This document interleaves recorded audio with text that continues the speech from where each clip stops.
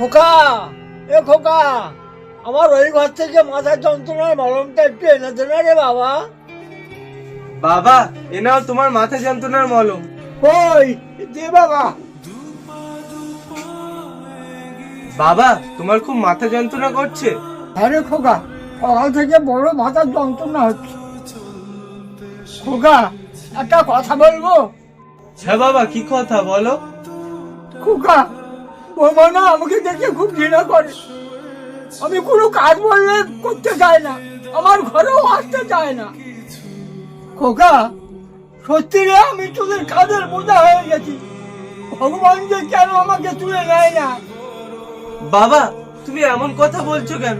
তুমি 20টা বছর ধরে আমাকে মানুষ করেছো, নিজে না খেয়ে আমাকে খাইয়েছো, নিজের মাথার ঘাম পায়ে ফেলে আমাকে মানুষ করেছো। তোমার বৌমা তোমাকে দেখে না তো কি হয়েছে? তোমার ছেলে তো আছে নাকি? তোমার সেবা তোমার ছেলে করবে, তুমি চিন্তা করো না বাবা।